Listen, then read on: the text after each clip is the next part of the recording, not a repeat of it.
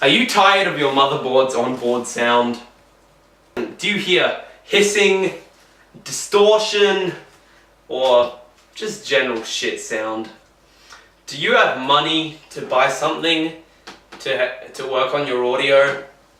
Well, this is the video for you. Today I'm going to be talking about onboard motherboard sound, digital to analog converters for DACs for headphones, and sound cards for them. And I'm going to be comparing them. So join me on this massive journey of a couple of minutes that is totally scripted. So onboard motherboard sound. Let's look at the benefits. It's internal, so you don't need to have stuff going around. So because your onboard motherboard sound, that's hard to say, onboard motherboard sound. Screw you, tongue twisters. Because of that, it's quite convenient. It's just in your computer when you buy it. But you can get hissing in it because of electromagnetic interference. That's pretty much the electricity in your motherboard. All of that surging through, and a lot of the more expensive motherboards these days have like these they have RF shielding, radio frequency shielding. But the great thing about that is that the cheaper ones, they don't have that. So you'll get this or distortion. Can we get the man who speaks in pure bass to tell us what distortion is? That's great. But a lot of the modern motherboards, unless it's like you buy it from some guy in a basement, crack pipes in it. Don't do crack.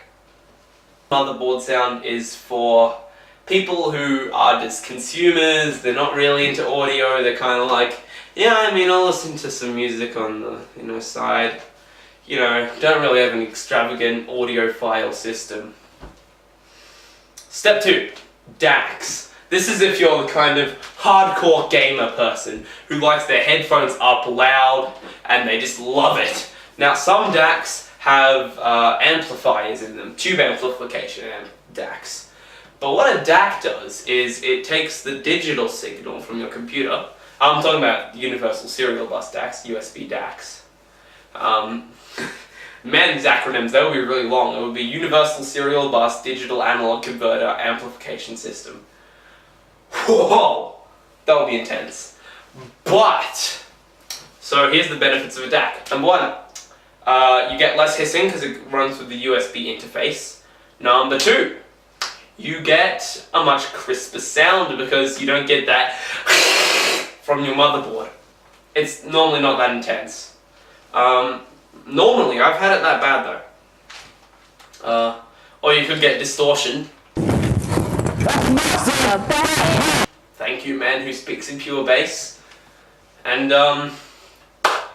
now, the one thing about DACs that kind of sucks if you're an extreme audiophile who listens to intense music and likes to get the full range of speakers and headphones. Yeah, they only have one AUX jack on them. Most of them only have one AUX jack, may I say. Okay, so how expensive are DACs? Well, it really just depends how much you want to spend on one. So I've seen really terrible DACs which don't have amplifiers, they just run on the main board computer systems. You can get them for $2 on eBay, Gumtree, not Gumtree. They're just $2, you just buy them. Will you get a good sound quality out of them? No, you won't. I mean, if you want to get a good DAC, it's probably going to cost you $30, $40, $100. So that's DACs for you. So good if you just use your pair of headphones and you don't have a bookshelf speaker or just surround sound speaker system. If you've got a surround sound, do not use a DAC if it's for that. Use it for headphones though. Use it for headphones.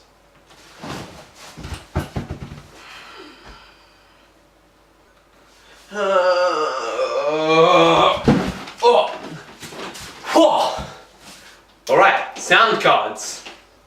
How does a sound card work? Well, it gets sound out of your computer. Now, onboard sound does it's like a sound card that's within your motherboard. But the thing with sound cards is they run through the PCI, PCIe, PCIe 2, 3, whatever. There's a lot of PCIs and PCIes. But, okay, let's look at the benefits. Well, you get a lot of audio outputs. So this is like if you want to run like a quadraphonic, which is 4 speakers surround sound, 5.1 system where you have 5 speakers, four, I think it's like 4 tweeters. Wait, no, it doesn't matter which speakers you use, it's like the amount of speakers you have. It would also include a subwoofer. And a 7.1 system includes a subwoofer and 6 speakers, I think. But if you have those systems, hell yeah, go for a sound card. Get it. Sound cards, the big benefit problem, that doesn't work. But the big problem with sound cards is that, well, I mean, they're right next to the motherboard, so you're still going to get that distortion. I mean, a distortion pedal is good if you're going a guitar, but I don't know, if you're playing Dark Souls or something, you're going to get some problems. But I mean, like, it could be the most punk Dark Souls that's ever been done. Man who speaks in pure bass, please come back. Yeah, thanks. Okay, so the only problem is, yeah, they're within the cage. Now, some sound cards have some really intense stuff. Now, yes, they do have DACs, and that's pretty intense. But sound cards can be so cool. Like, you could have MIDI controllers. You can have so many great things with a sound card that you just can't get with a DAC. But a DAC's outside the cage, so you don't get as much of the hiss. In fact, some sound cards have Faraday cages in them. A Faraday cage, it prevents magnetic radiation from getting inside something. So let's say electromagnetic. Yes, electromagnetic radiation from getting inside something. So if you put a calculator in a microwave, it'll go. But if you put a calculator inside a Faraday cage, put that in the microwave, you'll be doing your calculations all day long. But this can also work for lower radiations like hissing. So that will remove that. So you can have crystal clear audio. So, I would like to thank my sponsor, Nobody, for allowing me to do this video. I just kind of have a camera. Oh shit, I'm alone. Wait, did I try to do the ending? No! So let's have a look. Now, if you're recording audio, use a DAC. No, do not use a DAC. And also, if you're recording and you're doing some kind of professional thing, use a sound card, alright? Sound cards are good for this. If you use a sound card for just using headphone use, it's kind of massively overkill and you won't get it quite right. It'll always sound just a bit off. But if you've got a 7.1 extreme speaker system with massive subwoofers and many thousands of dollars of speakers, tweeters, woofers, subwoofers, everywhere, all around, surround sound, get a sound card. You can't do that with a DAC. And if you're just a consumer, I mean, motherboard sounds alright. I mean, it's not too good.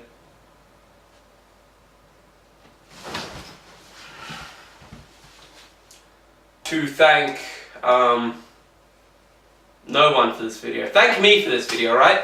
You don't need any sponsors. I sponsored this video. No one else. Thanks for watching. Still recording?